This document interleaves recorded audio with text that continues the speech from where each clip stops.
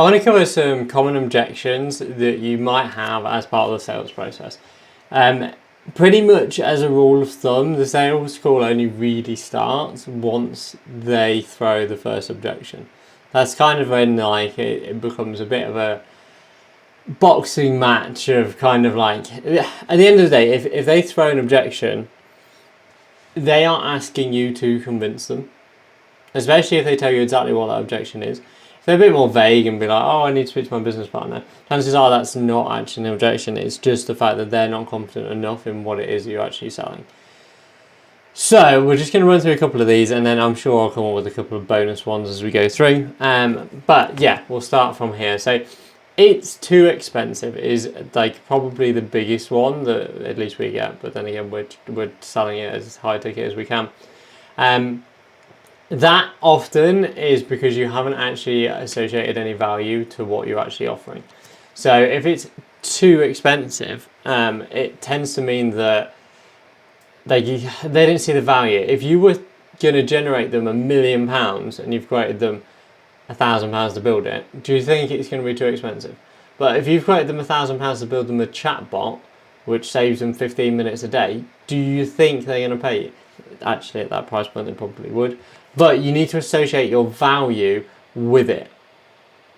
Same thing for I don't have the budget right now. It all means the same thing. It kind of falls under this element of kind of their business. And I think it's if somebody comes to you with a like, oh, it's not in the budget. Most people you're dealing with don't have budgets, and it just might be a cash flow issue. So that can be like a split payment. Well, look, you don't have to pay me all of that today. You pay half now and half when it's done. It's easy. So you can really kind of lean onto that. Can you give me a discount? We don't get that a lot. But if that comes up, it can be a case of you just being like, oh, well, we can reduce this, we can reduce that. Never just give them a discount. Always associate a reason for that. And the reason shouldn't be because you asked them to be nicely. If you're giving them a discount and it's the other way around, you can literally do that because, like, oh, you've asked me, like, I like you, I'd like to work with you, I'm happy to knock some money off. But doing it this way around doesn't necessarily work. And get it cheaper somewhere else. Realistically, that shouldn't be a problem unless you're being really generic and they're feeling that, like, actually this doesn't add us any value. Timing objections. So now's not a good time. That's something you can lean on and be like, look, to be honest with you, this is never going to be the right time. You're always going to be busy unless you start automating parts of your process. So you can very quickly like turn it on its head there. It's like all of a sudden they're going from, oh, I haven't got time for this, I'm too busy, to if you had this automation, you'd have time for it. They literally say that to them and see how they react. Next visit this next quarter. That basically means I am not interested, leave me alone.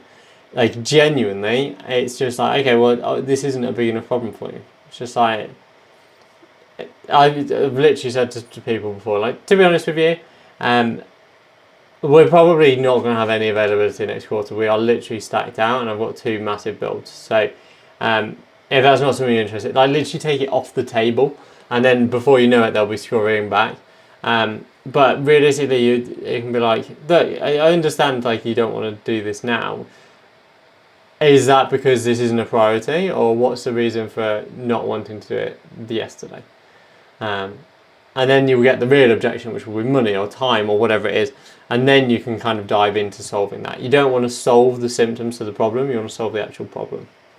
We're in the middle of another project. Yeah, absolutely, I get you. I'm sure you haven't got the bandwidth for this at the minute.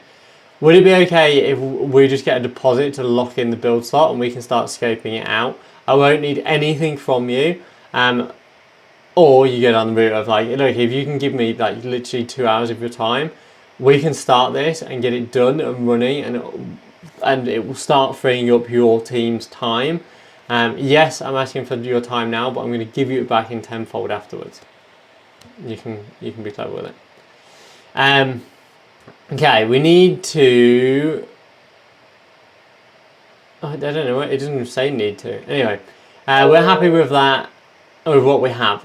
You have just messed the pitch up so astronomically badly. If somebody comes at you with this, They also tend not to get onto a sales call and get to this point and then go, oh, well, actually, do you know what? Like, I'm not that interested. Like, it just doesn't happen. It doesn't happen.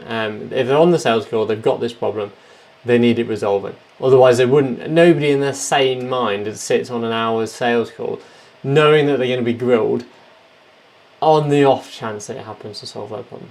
Do you know what I mean? Like, genuinely, it doesn't happen.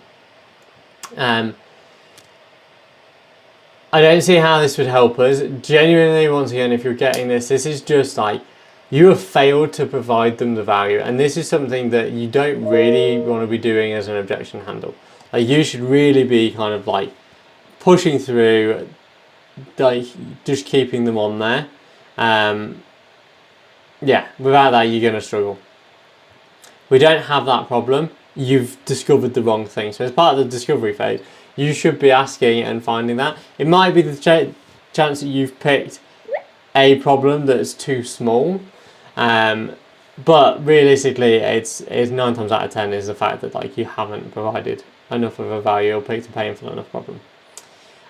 We're too small / too big for this. We're too small very rarely comes up, and quite often you can be like, look, if you're a one-man band, how else are you going to get your time back? Do you want to go and hire people? There's such a headache. Trust me, there's such a headache. And if they're too big for this, then that's often the fact that they're looking down on you. I mean, like, you're too small for this, and we're above your league. Very rare that it comes up, and often what I do there is be like, look, try us out then. And just kind of like remove any kind of risk for them on there as well. Yeah. Okay, what have we got next? I'm not the right person to talk to. That will come up, like genuinely will come up. Often if somebody's been sent in the place of the owner, or i.e. the decision maker, they actually have enough power to get the decision maker on the call. I would probably avoid giving them a price if you can, and be like, look, I'd need to ask you a couple of more questions in order to get to the price point, but if whoever it is that needs to be here wants to jump on a call, I can run through that. So you just sell them the dream with no idea of how much it's going to cost, and quite often they will come back just to find out how much it costs, and then you get to actually pitch the person who makes the decision. It's also something you can do pre-call. Some of our closers will literally say, are you the person who's going to make the decision, or is it somebody else? And quite often that's enough to kind of get somebody to be, oh, no, I need to speak to Steve. And then if they do say, oh yeah, I'm the decision maker, and at the end they magic up a business partner or a team or whatever, you can call them out on it. It only works if you call them out on it though. If you sit there and go, oh, well, you know, okay, that's nice, yeah, okay, email me. Like, it won't work. It just won't work. So yeah. I need to run this by my boss and team. Same thing. We make these decisions once a year. If you're dealing with that, it's like a big company, and often you can just incentivize doing it now. Like, just be like, fine, not a problem at all. We will have calls with your competitors, and I know for a fact that those people are going to be moving forwards quicker than that. If this isn't a priority, it isn't a priority, but you know, chances are it is. Oh, my lights have just gone out, brilliant. Okay, integrate with our systems will be difficult. No, it won't, and handle that accordingly. Like, our systems plays around what you've already got. It doesn't. It builds onto. It doesn't kind of like replace. The same goes for it'll be hard to switch. No, it won't. These tools are built around what you've already got. They'll be amazing. We don't have time to train people on this. This is one I absolutely love. It's like, the training will be, Sarah, don't do that job anymore. She will not struggle with that. We're not teaching her new interfaces. She's not going to have to learn some new tech. Nothing along those lines. It's literally just a case of like, you don't have to do anything else. It's that simple. Okay, what have we got next? I've never heard of your company before. This is something that we still get, and just because we're not like KPMG or Deloitte or HSBC, like people are like, who are you? Why do I trust you? Having a trust document, a proof document of like who you are and who you've worked for and so on, builds a lot of that trust, like genuinely a lot of it. So that's always one that you can throw in there as well. We've tried something like this before, it didn't work. I would be surprised if you have this problem, to be honest with you. A lot of people are brand new to this, it's fresh, it's kind of like, you don't really have this.